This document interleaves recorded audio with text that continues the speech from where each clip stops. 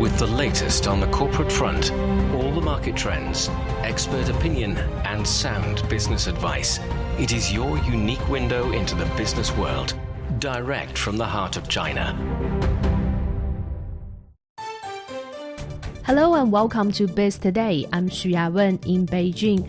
Coming up, we will have a half an hour of business news and analysis. On today's program, we'll delve into China's largest auto show, which has just wrapped up in Beijing. What were the highlights? We will also look at Tesla's full self-driving and its latest moves in China. Now let's begin with our top story. China's largest auto show in Beijing has been held, with electric and hybrid vehicles taking center stage. The Beijing Auto Show showcased nearly 280 new energy models, impressing visitors with cutting-edge technologies and affordability. With over 1,500 global automakers in attendance, many sought to keep up with China's leading EV makers who dominate the world's largest auto market. For more, we're joined by Qu Qiang, the Assistant Director of the International Monetary Institute at Renmin University of China, and Yan Liang, a professor of economics at Willamette University. Professor Liang, with 278 new NEV models on display compared to 160 last time, representing a 73% increase, how do you see the remarkable rise in the number of NEVs showcased at this year's auto show? Right. So I think that this really showcased how dominant the new energy vehicles are in China's auto markets. I know you personally went and visited exhibit, so maybe you can talk about, on the spot, the NEVs are much better received, right, than the traditional ICE cars. But I think that also just reflect, how popular, right, the NEVs are in China. China's NEV sales surged by close to 38% year on year last year and reached 9.5 million cars. So that just showcased, there's a very large demand for these new energy vehicles. And there's also expanding capacity and also very innovative market. So this, new energy market has been very competitive, very fast evolving, very innovative, and also very technological driven. So I think it just shows, this is a huge potential that the Chinese automakers should really leverage their expertise in, manufacturing NEVs, in technological innovation, in their scale production, and also, their open cooperations with foreign partners to continue to roll out these NEVs to engineer the green transition for the Chinese economy and also for the global economy. Professor Qu, how do you assess the competitiveness of Chinese domestic brands in auto manufacturing industry today? I mean, if we look at the number again, out of the 278 NEV showcased at the auto show, over 80% of them are domestic brands. In the meantime, out of the 117 debut cars, about 74% of them are domestic brands. So what's your take on the manufacturing or innovative capabilities of domestic cars here? Well, I've been following this industry for more than 15 years. Actually, since, the very first day of Chinese EV, I think I'm part of it as one of the practitioners in this area. I cannot tell you how surprised I am as one of the insiders in the industry. You see, talking about the capacities of the products, back in 2009, one of the landmark car makers, which is called the Beijing EV, it's been funded in the Shunyi in Beijing City. So I was the first batch of the observers walking into their workshops and factories. I can tell you that was a shabby view. Very little workshop. And also per every charge, the battery can support the vehicle only to, transport for like 100 kilometers. So if you drive a car, you will know 100 kilometers, and then you need to charge a battery for over 6 hours. What does that even mean? I think that is a fatal disadvantage. So that batch of the vehicle are laughed at like rubbish. So only some taxi drivers with very strong subsidies would like to use that batch of the vehicles. But after 15 years, take a look at right now, Chinese EV and the automaking industry has been achieved, frog leap jumping.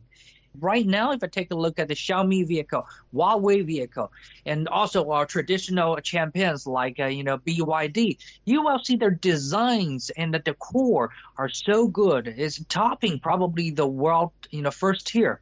So I think everything has been changed, and not only and letting alone about the technology batteries, even Tesla, even Stellations, and all these international champions, they've been using Chinese, platform of the batteries of energy control. So I think this has been revolutionary, and China is forming its own advantage in the new area. That's a good point. Actually, in the past, just a few years ago, consumers might think EVs were just a supplement to the traditional gasoline cars, but look at today, it's the mainstream. Then, Professor Liang, what has been the most transformative change in the automotive industry? For instance, if we look at the development in battery innovations, achievements in intelligent driving, and also the auto chip making. What's your take on that? Right. So I just want to echo a little bit on, this very powerful manufacturing capacity that these Chinese EV makers have been gaining over the years. I think compared to their own history, of course, we have seen this, enormous growth and progress. But even if we just compare to other countries, right? So we all know, for example, Tesla with their mega factory in Shanghai, and compare what they have in Texas. The Shanghai's capacity is more than double what they're able to produce in Texas, and also in some other. For example, in Berlin, their gigafactory is, nowhere where China's factory is able to produce. So I think, there is very important in terms of the manufacturing base and the efficiency. And then on top of that, I think, we talked about how innovative and how competitive the Chinese EV makers are. And what is interesting, I think, is, all these various brands, they're all trying to develop their cars to be more smart, right? To be smarter and to have, AI-powered innovations at the center of their innovations. So in this aspect, we see, Xiaopeng models, for example, they have shown their X Planner, which is very interesting, a neural kind of network-based planning and control model that would allow for, more human-like, actions in terms of driving, which is, I think, what Tesla is really promising the future is for these smart vehicles. We're also seeing, some of the innovations in the softwares, in the operating systems by, for example, Tianji OS, another innovation by Xiaopeng Motors. That again, trying to integrate AI technologies into the smart cockpit and smart driving.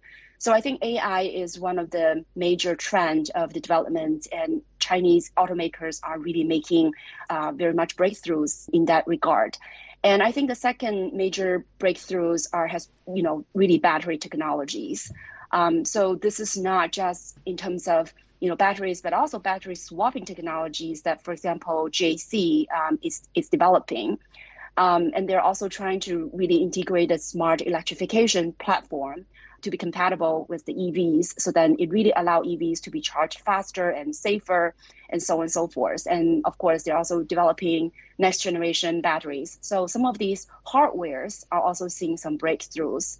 Let's talk about the shopping behavior of Chinese consumers when considering purchase a vehicle. For instance, in the past, buyers primarily focused on the car's engine.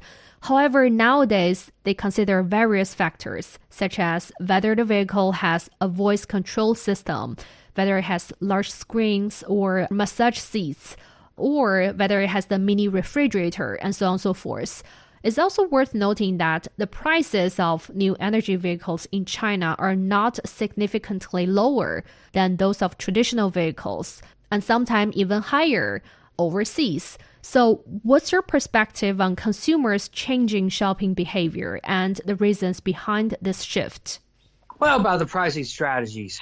Well, a lot of people are saying, okay, Chinese EV started to be popularized because the Chinese government gives, strong subsidies over that.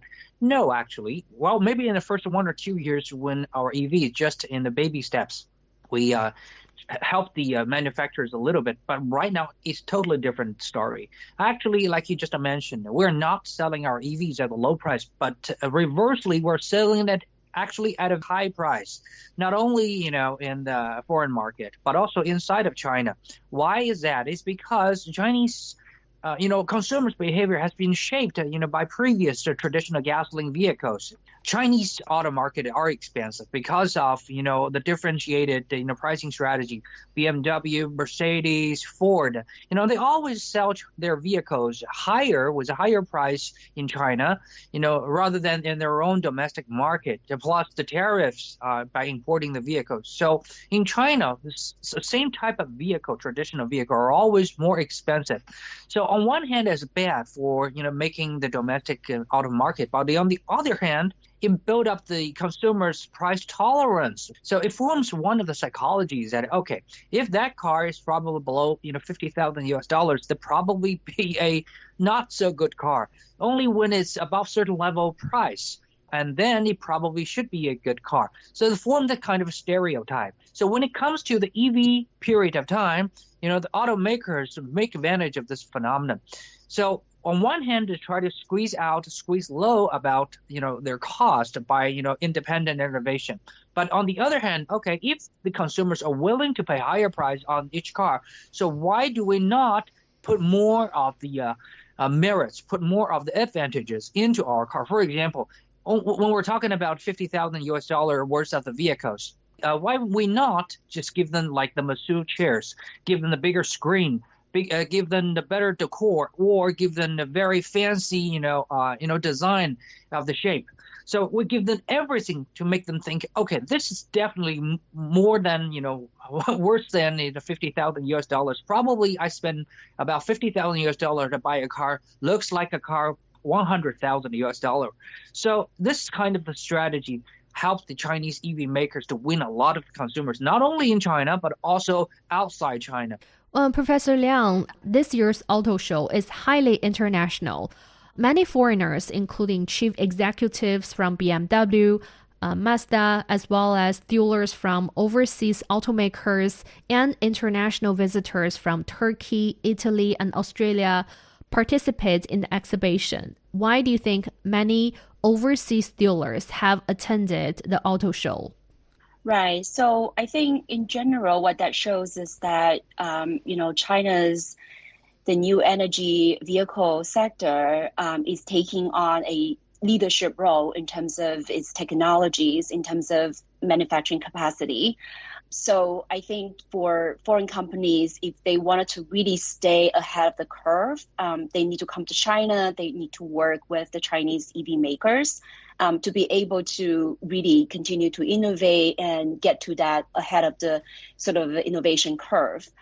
And Chinese EV makers are also really opt for these kinds of open cooperation, right? And believe that innovations and competitions are good for the future of the industry.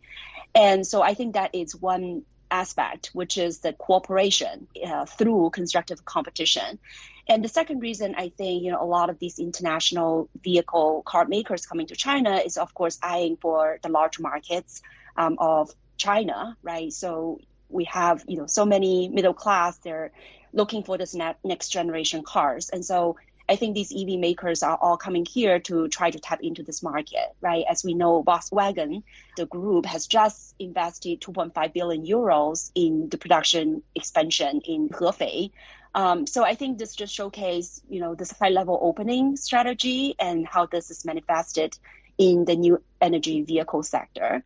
We're speaking with Yan Liang, a professor of economics at Willamette University, and Qu Jiang, the assistant director of International Monetary Institute at Renmin University of China.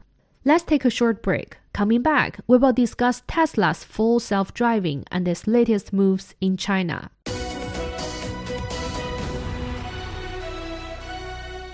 Welcome back. You're listening to Base Today. Tesla CEO Elon Musk is hundreds of billions of dollars richer after receiving some good news during his latest China trip. The company's locally produced EVs have passed the country's data security test, and the U.S. automaker also secured a deal to use maps from China's search giant Baidu. How will these developments pave the way for Tesla's full self-driving rollout in China? For more, we have Professor Yan Liang from Willamette University in the U.S. and Professor Qu Jiang from Renmin University of China joining us again. Professor Liang, we know Tesla passed the 4 data security tests in China amid Elon Musk's visit, becoming the first foreign automaker to pass the country's regulations. What are the requirements and what does it mean for Tesla to pass the tests? Right. So basically the Model 3 and Model Y, the 2 Tesla EVs, they're qualified for the 4 data security tests. So one is anonymizing the facial information and other information outside of the system, outside of the vehicle. There's no collections of copied data by default. And there is the in-vehicle processing of copied data. So everything stays in the car with processing in terms of the data. And also the final test that they passed is the explicit notification of the processing of personal information. So the drivers, the consumers know what data is being collected and for what uses. So with all these, the passing all these tests, it simply helped Tesla to get more access on China's markets and roads. And so right now there are certain places where the vehicle is restricted, right? Government buildings, airports, highways, etc. But with all these, passing these regulations tests would mean that gradually some of this ban on Tesla vehicles in terms of the parking and the driving may be gradually lifted. And also I think that helps to maybe allow Tesla to overcome some barriers to roll out the full self-driving service or package in China. So I think this is a sort of a big deal for Tesla. When you look at their stock price, for example, once the word is out that Tesla has passed all these data regulations in China, it enabled the company's stock to increase by 16% just the past Monday. And it basically added $90 billion to the Tesla's market value. And that's a huge boost after Tesla's, quarterly report was very sort of depressing in a way that, reduces, is 40% down on the revenues for the first quarter this year.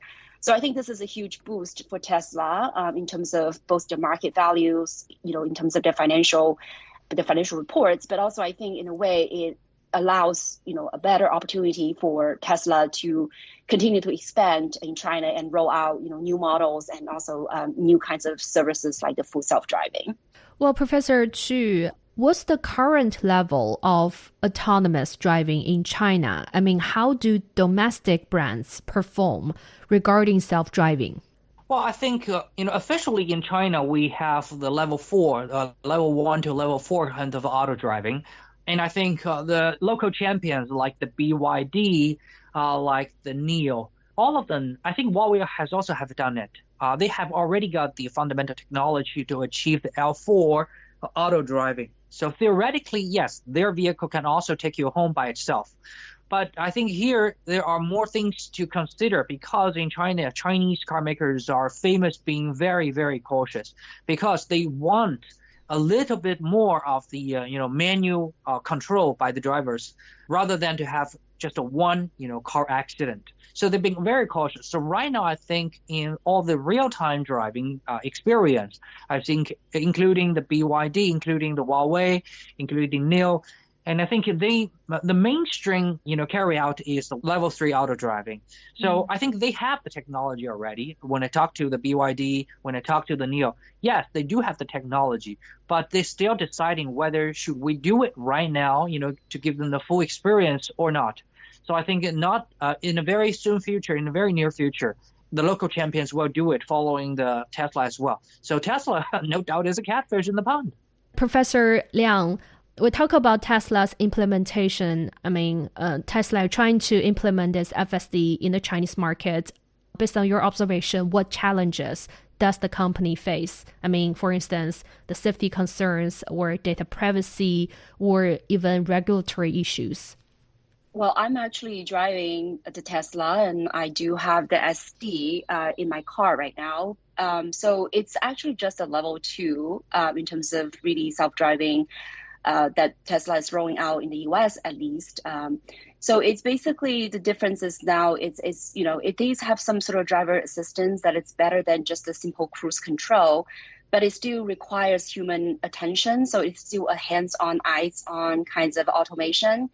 So for example, when you're driving, your hands are still supposed to be put on the driving wheel, and it would also prompt you sometimes to exercise some force to make sure that, knowing that you are actually putting your hands on the driving wheel. So that is the level of the automation that they're rolling out now in the US, but I also think that they're doing the same thing in China.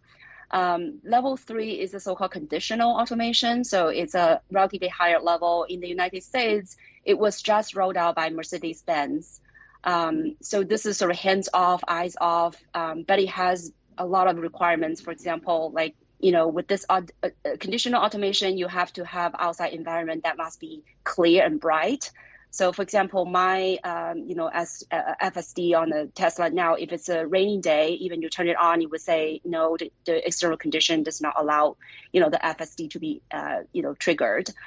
So that is only the level 3 that the US now is really rolling out. I don't know if they really have the technologies right now, at least not on the streets, right? The level 4 is very high automation. It's what, Elon Musk talked about, the robot taxi, which he promised this is going to become the mainstay back in 2019. And he said by 2020, we'll have, large fleets of robot taxi on the streets. But now we're still just seeing on the experimental stage. And finally, the level 5 is, the idea that the driving is going to be even better than human. So again, we're not seeing this on the streets, not in the United States at the moment. So in terms of rolling out the level 2, the FSD in China, I think there's still quite a few of challenges. So for one, as I mentioned earlier, that Tesla cars are still banned from, for example, entering Chinese military complexes, or right now it's still government buildings and political events. And so there are places where basically the Tesla is not being allowed to get access to. So that may or may not change with they passing this 4 regulatory tests. But there are still concerns about whether some of the places are simply are off the limits. There's also the question about China's specific road conditions and traffic regulations. China's roads simply have more pedestrians, more motorcycles, cycles, and also more slow-moving vehicles. And so there are a lot more complex scenarios that the Tesla basically need more time to train their models and their algorithms to be able to adapt to the local conditions.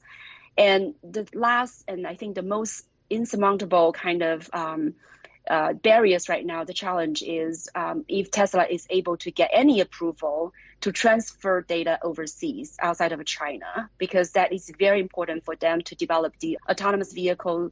But so far, the Chinese regulations are very clear that the data has to be stored locally. So Tesla, all the data collected must be stored in Shanghai, right? Mm-hmm. And so I think that it's going to be continue to be a challenge for Tesla. But at least in functioning within China, I think, giving time, as long as they're able to, overcome some of these barriers and collect enough data to train the models, then I think that, would be a very likely potential for them to roll it out in China in the near future. There's the good news for Tesla this week. Chinese tech giant Baidu has reached a deal with Tesla, granting the U.S. company access to its mapping license for data collection on China's public roads. So how will this collaboration help Tesla in implementing its FSD in the country? Well, the road information is very, very, very important because you need to collect the information like the maps, like the pedestrians, like the weathers, and everything else, like the traffic lights. All the things incorporated into your data systems, and then your CPU can actually make the decision of FSD. So this is very important. But mapping is a very sensitive, very, very sensitive behavior for any given companies, because like one of the I don't want to mention the name, American lawmakers are saying that the EV is a smartphone on wheels.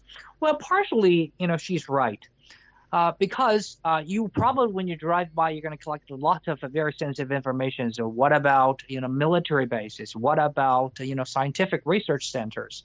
And what about the populations and everything? So it's kind of this is a kind of something you need to take care of. But if you can cooperate with a local, map service, providers, for example, like Baidu. Baidu is the domestic map service providers. They have very legit all kinds of certifications and, permits in China. So when they cooperate with each other, which means they will have an API, the Tesla will through this API have very private and a very protective visit into the data collected by Baidu. And all these sensitivities will be protected by Baidu. And Tesla, on the other hand, can use the data freely only on the purpose of the auto transportation. So it solved the problem for both sides. So I think this is a very perfect solution. And in America, I don't think they have such a kind of, wisdom to solve the problem. When a foreign company go to America, they will only announce one decision. Okay, let's ban them because it's sensitive. They would not allow the Huawei vehicle to cooperate with Google Map. They would not allow that Neo or Xpeng to cooperate with, some other, American mapping companies. So you see, this is a difference. This is the open up and close up of the different markets. And you see the market environment are very, very different. So I think this is only one start. In the future, I think when foreign car companies come into China, for example, like the BMW, like the Audi e-tron, and also like the Mercedes, electronic vehicles, when they come to China, and also Stellantis, when their vehicle comes to China, they can also choose their own local partners to solve this kind of problems of the SFD. And everybody can achieve a win-win result. We have been speaking with Chu Jiang, the Assistant Director of International Monetary Institute at Renmin University of China, and Yan Liang, a professor of economics at Willamette University. That's all the time we have for this edition of Biz Today. I'm Xu Yawen in Beijing. Thank you so much for listening. Have a great weekend.